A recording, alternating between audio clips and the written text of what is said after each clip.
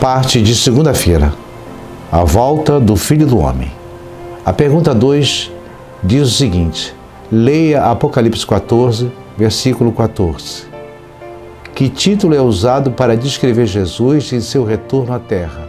Por que João usou esse título para Jesus? Que título é usado para descrever Jesus em seu retorno à Terra? O Filho do Homem. A expressão Filho do Homem é um hebraísmo. Mas o que é hebraísmo? Que tipo de hebraísmo há aqui?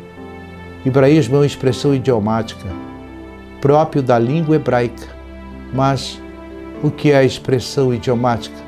É todo um conjunto de duas palavras que formam uma unidade de sentido, na qual as palavras que compõem a expressão não devem ser interpretadas isoladamente. Exemplo: se dissermos que João entrou pelo cano, não quer dizer que João entrou por uma tubulação, mas que ele não foi bem sucedido em alguma coisa.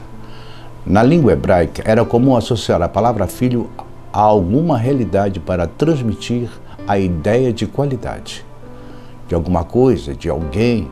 Exemplo: o filho da luz significa que alguém estava ligado à luz, portanto ele era um iluminado. Outro exemplo: o filho da perdição quer dizer que alguém estava se perdendo, então era um perdido. Da mesma forma, o Filho do Homem era apenas uma maneira de dizer que alguém era um ser humano. Por outro lado, ao se refletir a Jesus como Filho do Homem, João enfatizou a natureza humana de Cristo. Jesus não assumiu apenas a aparência de um ser humano. Ele não era uma falsificação de um ser humano, alguém apenas parecido com um ser humano. Não. Jesus era completamente humano, ainda que partilhasse plenamente com o Pai a natureza divina.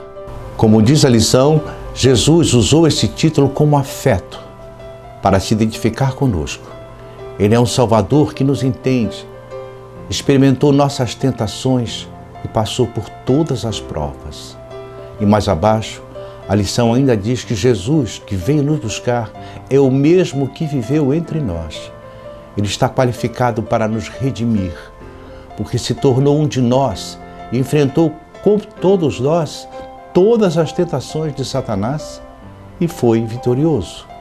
E o que a Bíblia diz sobre o tema? Na Epístola de Hebreus, capítulo 2, versículo 14 a 18, a Bíblia nos diz: visto, pois, que os filhos têm participação comum de carne e no sangue, destes também ele igualmente participou, para que por sua morte destruísse aquele que tem o poder sobre a morte, a saber, o diabo, e livrasse todos que pelo pavor da morte estavam sujeitos à escravidão por toda a vida. Pois ele evidentemente não socorre a anjos, mas socorre à descendência de Abraão. Por isso mesmo, convinha que em todas as coisas se tornasse semelhante aos irmãos, para serem misericordiosos e fiel sumo sacerdote nas coisas referentes a Deus, para fazer proposição pelos pecados do povo. Pois naquilo que ele mesmo sofreu, tendo sido tentado, é poderoso para socorrer os que são tentados. Em Hebreus capítulo 4, versículo 15, nós lemos: porque não temos sumo sacerdote que não pode compadecer-se de nossas fraquezas. Antes ele foi tentado em todas as coisas, à nossa semelhança, mas sem pecado. Por outro lado, Jesus assumiu o título de Filho do Homem, porque em Daniel capítulo 7, versículo 13, foi dessa maneira que o profeta Daniel identificou o Messias como um semelhante ao Filho do Homem. Daniel chamou assim porque no sonho ocorreu que o Messias tinha a silhueta humana, apenas por isso. Mas como as palavras escolhidas por Daniel faziam parte de um relato, de um sonho profético, Jesus aproveitou essa expressão Filho do Homem e a usou como título para se referir a si mesmo. Ou seja, na sua origem a expressão Filho do Homem significava ser humano. Um semelhante ao Filho do Homem significava tão somente alguém que se refere a um ser humano. Mas como Daniel se referiu assim ao Messias, Jesus aproveitou essa linguagem e a transformou num título messiânico. Agora vamos à pergunta número 3 da nossa lição. O que aprendemos com os seguintes versos bíblicos sobre o Filho do Homem? A lição apresenta 5 versos em 3 capítulos diferentes. O que a gente extrai desses versos? Em Mateus capítulo 16, versículo 27, é dito que em seu retorno o Filho do Homem virá na glória de seu Pai, com seus anjos, para retribuir a cada um conforme as suas obras. Em Mateus capítulo 24, versículo 27, é dito que, porque assim como o relâmpago sai do Oriente e se mostra até o Ocidente, assim será a vinda do Filho do Homem. Esse texto nos revela que todos os habitantes da terra verão a volta de Jesus.